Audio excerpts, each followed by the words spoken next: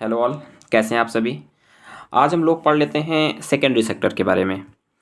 हमने पीछे primary sector के बारे में बात कर ली है। अब आज हम लोग थोड़ा सेकेंडरी सेक्टर के बारे में जान लेते हैं कि आखिर सेकेंडरी सेक्टर का क्या योगदान है, सेकेंडरी सेक्टर क्यों महत्वपूर्ण है किसी भी देश की अर्थव्यवस्था के लिए, और सेकेंडरी सेक्टर में आखिर होता क्या है। तो देखिए, जिस तरीके से नाम से स्पष्ट है कि this is the secondary sector, द्वितीय क्षेत्र, इसका मतलब भी यहीं से आता है कि ऐसा क्षेत्र जो प्राथमिक के बाद आता है। हम लोगों ने प्राथमिक के बारे में बात की है। प्राथमिक क्षेत्र कैसा क्षेत्र है जहाँ पे हम प्रकृति से सीधे तौर पर वस्तुओं का दोहन कर लेते हैं, तो ये क्या कहलाता है? प्राथमिक क्षेत्र कहलाता है। अब हम लोगों ने उस दिन बात भी करी थी कि अगर हम प्राकृतिक रूप से प्राप्त वस्तुओं को, जो भी ऑब्जेक्ट हैं, जो भी हमारा मटेरियल है, अगर हम उसे नेचर से प्राप्त कर रहे हैं, उसे ले रहे हैं, जब हम इसको प्रसंस्कृत करके या फिर ये कह लें कि उस इनरिचमेंट करके उसकी क्वालिटी में, उसके शेप में, उसकी प्रोडक्टिविटी में जब हम उसे बढ़ा लेते हैं, जब उसे हम एक फिनिश्ड रूप दे देते हैं, एक आकार बना देते हैं उसका, और उसे पैक्ड करते हैं या फिर उस पर किसी कंपनी की मुहर सील लगाते हैं, तब ऐसा सेक्टर जहाँ पे ये सारा काम होता है, वो सारा काम कहलाता है सेकेंडरी सेक्टर। अब इसमें होता क्या है, देखिए, एक छोटा सा एग्जांपल है कॉटन का। अगर आप कॉटन को खुले मार्केट पे, जहाँ से वो खेतों से उपलब्ध होता है, वहाँ से लेकर अगर आप ओपन कॉटन को खुले मार्केट पे बेचते हैं, तो वो कहलाता है प्राइमरी सेक्टर। लेकिन अगर उस कॉटन को इंडस्ट्री खरीदती है और वहाँ पे उसके यार्न्स बनते हैं, मतलब धागे बनते हैं, जो कि फर्दर कपड़े बनाने के इस्तेमाल में आते हैं, ये सेक्टर कहलाता है सेकेंडरी सेक्टर। इसमें हुआ क्या, वही कॉटन जिसका मूल्य बहुत कम था, जो ओपन मार्केट में थी, जिसे प्राइमरी सेक्टर कहा गया, वहाँ पर जिसका मूल्य बहुत कम था, इंडस्ट्री में जब उसे हमने रेक्टिफाई किया, फिर से हमने उसको धागे में बदला और फिर फर्दर हमने उसे कपड़े में बदला, कपड़े बना दिए उसके, तो उसका मूल्य, उसका जो कीमत है, वो कई गुना बढ़कर अब इंडस्ट्री को प्राप्त होगा।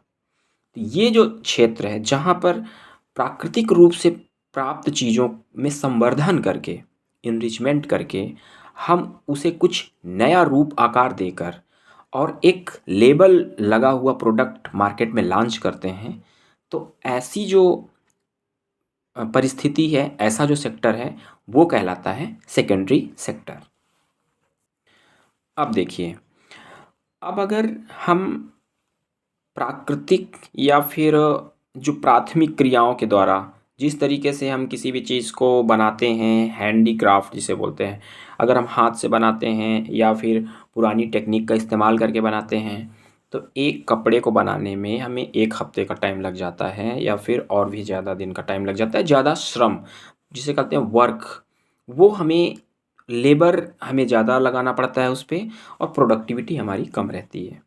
तो ये पूरी तरह से जो सेकेंडरी सेक्टर का जो उद्देश्य होता है कि कम लागत में अधिक प्रॉफिट प्राप्त प्राप्त करना, मतलब मिनिमम इनपुट मैक्सिमम आउटपुट का जो कंसेप्ट है, वो पूरा नहीं हो पाता।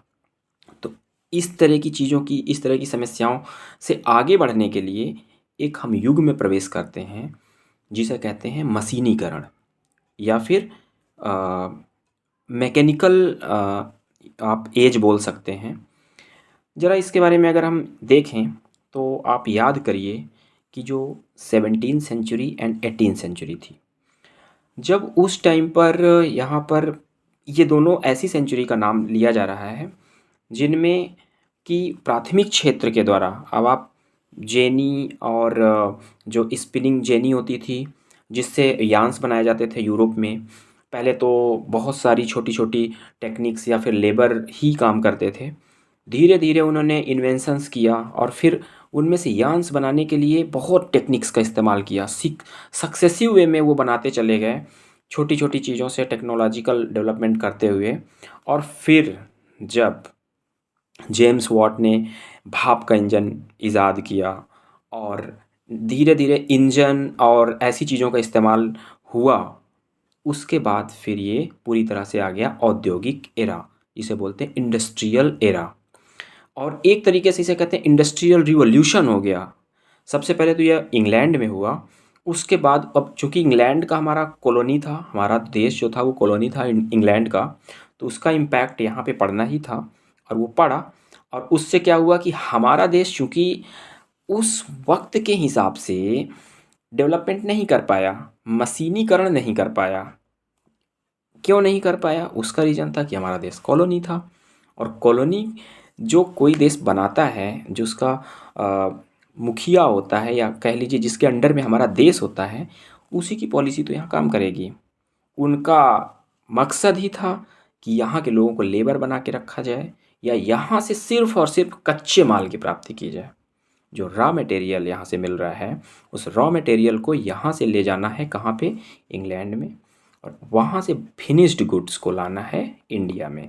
तो ये कंसेप्ट इंडस्ट्रियल रिवॉल्यूशन के तहत जो सबसे ज़्यादा यूज़ किया गया इंग्लैंड के द्वारा शुरुआती सब समय में, अब आज तो पूरी दुनिया इस्तेमाल कर रही है, भारत उसका बहुत बड़ा खिलाड़ी बन चुका है। दूसरे तो इस वजह से जो भारतीय थे सबसे ज़्यादा शुरुआत में नुकसान भी उन्होंने उठाया। तो हम बात कर रहे थे कि सेकेंडरी जो सेक्टर है उस वो किस तरीके से धीरे धीरे अपने कदम यहाँ पे बढ़ा रहा था दुनिया में और आगे बढ़ रहा था। अब हम आगे देखेंगे कि इसमें और क्या क्या चीज़ें हो सकती हैं। तो उत्पादन को अधिक बढ़ाने के लिए नए नए इनोवेशन, न्यू इन्वेंशंस या न्यू इनोवेटिव आइडियाज़ को इन सेक्टरों में ईजाद किया जाता है, इंट्रोड्यूस किया जाता है।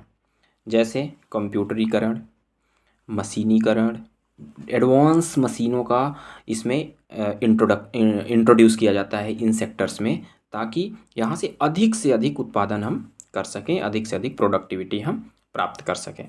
अच्छा, इस पे अब ज़रा ये देख लीजिए कि अगर कोई इंडस्ट्री है और उस इंडस्ट्री में हमें मैक्सिमम प्रोडक्शन लेना है, तो उसके लिए हमारे पास क्या होना चाहिए? तो एक बड़ा संगठन होना चाहिए, बिग ऑर्गेनाइजेशन। ज़्यादा मात्रा में कैपिटल इन्वेस्टमेंट होना चाहिए। ज़्यादा हमारे पास स्किल्ड इंजीनियर्स की फ़ौज होनी चाहिए, या फिर स्किल्ड वर्कर्स होने चाहिए, चाहे मैनेजमेंट के सेक्टर में हो, चाहे लेबर के सेक्टर में हो, चाहे इंजीनियर्स हों।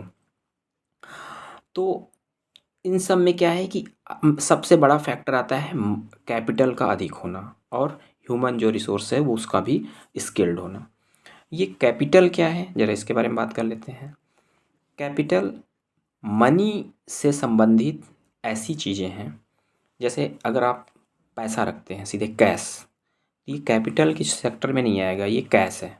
लेकिन अगर आपने उस पैसे से कोई बिल्डिंग बना दी है, या आपने एक मशीन खरीद ली है, या फिर आपने कोई बड़ा क्षेत्र एक्वायर कर लिया है कृषि करने के लिए, या फिर आपने कुछ भी उसमें से प्रोडक्शन बना के रख दिया है, वो उस पैसे से आपने कोई ना कोई प्रोडक्शन बना के रख दिया है, या कोई भी वस्तु उसके बदले में आपने ले ली है, तो वो जो कुछ भी है वो सब कुछ कैपिटल है आपका, और उस पर किया गया इन्वेस्टमेंट आपका कैपिटल इन्वेस्टमेंट कहलाता है। मनी के रूप में नहीं, किसी न किसी वस्तु के रूप में जो इन्वेस्टमेंट होता है वो कहलाता है आपका कैपिटल। अब आप ये समझिए कि अगर कोई घर है तो वो आपका कैपिटल है। हालांकि वो आपका कैपिटल फ़िलहाल तो नहीं कह सकते, क्योंकि इंडस्ट्री सेक्टर में उसका इस्तेमाल करते हैं, लेकिन अगर आप इन्वेस्टमेंट के हिसाब से कहीं पर आप घर खरीदते हैं और वहाँ पे कोई इंडस्ट्री चलाते हैं, तो वो जो इन्वेस्टमेंट आपने वहाँ पे किया उस घर पे, वो आपका क्या कहलाएगा? कैपिटल इन्वेस्टमेंट कहलाएगा। कोई मशीन खरीदी आपने इंडस्ट्री करने के लिए, तो आपकी कैपिटल कहलाएगी। अगर आपने बसेस खरीदी हैं, ट्रांसपोर्ट सेक्टर में आप ट्रांसपोर्टेशन प्रोवाइड कराने के लिए, तो वो आपका कैपिटल कहलाएगा। इस तरीके से जो भी जिससे आप पैसा कमाना चाहते हैं, जिस पे पैसा लगा के आप पैसा कमाना चाहते हैं, वो सारी चीज़ें कैपिटल कहलाती हैं, और उसमें किया गया इन्वेस्टमेंट कैपिटल इन्वेस्टमेंट कहलाता है। अब हम थोड़ा सा और देख लेते हैं कि आगे और क्या बातें इस पे हो सकती हैं। तो जब हम इंडस्ट्री कहीं सेटअप करते हैं, तो उसका लोकेशन सबसे महत्वपूर्ण होता है कि कहाँ कहाँ आखिर लोकेशन इनकी होनी चाहिए। तो पहली प्रायोरिटी है कि सोर्स से नज़दीकी। जैसे मान लीजिए हमारे पास रॉ मटेरियल है, वो कई तरीके का रॉ मटेरियल होता है। रॉ मटेरियल में क्या है कि एक तो रॉ मटेरियल ऐसा होता है जो कि जिसके वेट में कहीं कोई कमी नहीं आती। आपने उसे निकाला और कई अगर 1 महीने बीत गए तो भी उसके वज़न में कोई कमी नहीं आएगी। लेकिन एग्रीकल्चरल सेक्टर की जो मटेरियल्स होते हैं, वो हर दिन के साथ डिके होना उनका स्टार्ट हो जाता है या फिर उनके वज़न में कमी आना शुरू हो जाती है। जैसे शुगर हो गया, गन्ना। जो गन्ना उत्पादन जिन क्षेत्रों में भी होता है, वहाँ पे जो गन्ना मिल्स हैं, वो उन्हीं सेक्टर में लगाई जाती हैं, उन्हीं क्षेत्रों में लगाई जाती हैं। उसका रीज़न क्या है? उसका रीज़न ये है कि रॉ मटेरियल तो गन्ना मिल गया, लेकिन अब अगर उसे 1 महीने के लिए छोड़ दिया जाए, तो जो उसका वज़न शुरुआत में 10 किलो रहा होगा, वो कम होकर 8 या 7 या 6 किलो हो जाएगा। इससे सीधे-सीधे नुकसान हो रहा है। इंडस्ट्री का भी नुकसान हो रहा है, किसानों का भी नुकसान हो रहा है या फिर जो उसके मालिक हैं, उनका नुकसान हो रहा है। तो ये फ़ायदे का सौदा नहीं है। तो इसलिए हमेशा किसी भी प्लांट को सेटअप करने में लोकेशन का बहुत महत्वपूर्ण स्थान होता है कि कैसे हम किसी जगह पे किसी प्लांट को हम सेटअप करें। दूसरी जो सबसे महत्वपूर्ण चीज़ होती है किसी भी इंडस्ट्री के लिए, वो होती है मार्केट। अब आपने कच्चा माल प्राप्त कर लिया, रॉ मटेरियल आपके पास है, आपने उसे फिनिश्ड गुड्स में कन्वर्ट कर लिया, अब आपके पास स्टॉक हो गया। लेकिन अब अगर आपके पास मार्केट नहीं है, तो आप करेंगे ही क्या उसका? उसके लिए आपके पास एक बेहतर मार्केट होना चाहिए। ऐसा मार्केट जहाँ पर आप उस प्रोडक्ट को आसानी से सेल कर सकें। सिर्फ मार्केट भर नहीं, ऐसा मार्केट डिज़ायर्ड जहाँ पे आपके द्वारा प्रोडक्शन किए गए प्रोडक्ट की डिमांड भी हो। तो ये कुछ बड़ी बेसिक और महत्वपूर्ण बातें होती हैं इंडस्ट्री के सेटअप के लिए। अब बात कर लेते हैं तीसरा पॉइंट क्या हो सकता है। तीसरा पॉइंट ये है कि श्रम की या फिर वर्क फोर्स की आपको ज़रूरत पड़ेगी। अब अगर आपके पास सस्ता चीप लेबर उपलब्ध है, तो आपकी कॉस्ट, प्रोडक्शन की कॉस्ट कम आएगी। तो इस वजह से अब आपको इसका भी ध्यान रखना है कि इंडस्ट्री सेट करते समय इस बात का ध्यान रखा जाता है कि वहाँ पर चीप लेबर या फिर कॉन्वीनियंट रुपए में, पैसे में आपके पास लेबर मौजूद हो। इसके उदाहरण आप देख लीजिए। कई बार मल्टीनेशनल कंपनियां जो होती हैं, जिनके हेड ऑफिस या फिर कह लीजिए कि जिनके ओनर होते हैं, वो बड़े बड़े शहरों में होते हैं। जैसे अमेरिका बड़े देशों में है, America, Britain, France, European countries में होते हैं। लेकिन उनकी जो कस्टमर केयर सर्विस जो प्रोवाइडिंग होती है, जो कस्टमर केयर सेटअप होते हैं, वो इंडिया में होते हैं। भारत आईटी का बहुत तेज़ी से उभरता हुआ क्षेत्र है। वो उसका कारण यही है क्योंकि यहाँ पे जो श्रम की वैल्यू है या कह लीजिए कि लेबर का जो चार्ज है वो कम है अदर देन दूसरे कंट्रीज़ में जो डेवलप्ड कंट्रीज़ हैं। और यहाँ के लोग स्किल्ड हैं। ख़ास बात यह है कि यहाँ के स्किल्ड लेबर बहुत मात्रा में है इंडिया में। हालांकि उसकी क्वालिटी धीरे धीरे कम हो रही है, या ये कह लीजिए धीरे धीरे कम नहीं हो रही है, काफ़ी रेशियो में कम है। कुछ बहुत अच्छी है, जो बहुत अच्छी है वर्ल्ड क्लास है, कुछ एवरेज है और कुछ बहुत बिलो है। तो उसका फ़ायदा यहाँ वो कंपनियाँ यहाँ उठाती हैं, यहाँ पे सेटअप करके कम मात्रा में पैसे देकर उनसे वो प्रोडक्टिविटी ले लेती हैं। अब अगर वो अपना कस्टमर केयर सेंटर यूएसए में बनाती हैं या फिर ब्रिटेन में बनाती हैं, तो उन्हें वहाँ पर डॉलर्स में पे करना पड़ेगा और उसकी कीमत बहुत ज़्यादा होगी। आप ये मान के चलिए, अगर वहाँ पर किसी को $1000 पेमेंट किया जा रहा है, तो इंडिया के हिसाब से 73,000 हो गया। अगर इंडिया में किसी को 50,000 पर मंथ की भी जॉब दे रही है वो कंपनी, तो यहाँ पे हैप्पीली लोग एक्सेप्ट करेंगे। सो ये कंसेप्ट है कि आपको एक लेबर जो चाहिए वो कन्वीनियंट मनी में आपको प्रोवाइड हो जाए। ये एक मैटर हो गया। तो इस तरीके से कुछ इन बातों की चर्चा हो गई कि आखिर होना कहाँ चाहिए, सेटअप करने के समय क्या क्या ध्यान में रखा जाए। इन सब के बीच में अब एक तरीके के उद्योग ऐसे उद्योग होते हैं, ये तो हमने बता दिया बाध्यताएं कि कौन कौन सी समस्याएं हैं जिनकी वजह से आप कोई भी उद्योग सेटअप करते समय आपको इस बात को ध्यान में रखना होगा कि कहाँ पर हम कर रहे हैं। लेकिन एक ऐसा सेक्टर भी या एक ऐसा उद्योग भी होता है जिसके लिए इन बाध्यताओं की ज़रूरत नहीं पड़ती। उसे कहते हैं स्वच्छंद उद्योग या फिर फ्री इंडस्ट्री कह सकते हैं आप। उसका क्या है मैटर कि वो होती है असेंबलिंग इंडस्ट्री। जैसे दुनिया भर के अलग अलग देशों से आपने उसके पुर्जे या पार्ट्स आपने प्राप्त कर लिए और आपने एक यूनिट बनाई, असेंबलिंग यूनिट, और आपने एक प्लेस पे उसे असेंबल कर दिया।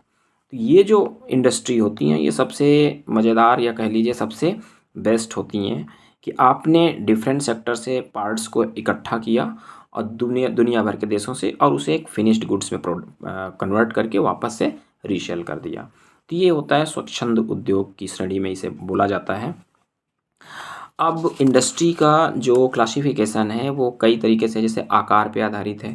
छोटा आकार हो गया तो कुटीर कुटीर उद्योग हो गया, बड़ा आकार हो गया तो वो मशीनीकृत उद्योग कहलाएगा। इसी तरीके से और भी क्लासिफिकेशन है कि आखिर उद्योग को रॉ मटेरियल जो है वो कैसे प्राप्त हो रहा है, एग्रीकल्चरल सेक्टर से प्राप्त हो रहा है कि माइनिंग से प्राप्त हो रहा है कि आपका कोई और भी पशु आधारित जिसे कहते हैं कि पशु का मतलब कि आप डेयरी प्रोडक्ट्स या फिर ऐसी ऐसी चीज़ों को कन्वर्ट कर रहे हैं। तो इस तरीके से सेकेंडरी सेक्टर का पूरा कंसेप्ट समझ में आ रहा है हमारे पास। कुल मिलाकर इसकी दो तीन बेसिक बातें हैं। रॉ मटेरियल इसे एग्रीकल्चर से ही मिलता है, और जब ये फिनिश्ड गुड्स में कन्वर्ट हो जाता है तो हमारा हो जाता है सेकेंडरी सेक्टर। अब बात आती है डिस्ट्रीब्यूशन की। जैसे ही हम डिस्ट्रीब्यूशन सेक्टर पे जाते हैं तो वो हो जाता है हमारा टर्शियरी सेक्टर। टर्शियरी सेक्टर पर भी हम लोग बात करेंगे। फिलहाल यहीं तक सेकेंडरी सेक्टर के बारे में आज एक्सप्लेनेशन था, और वो जो कि अब कंप्लीट हुआ। धन्यवाद आप सभी का। मिलेंगे टर्शियरी सेक्टर के साथ।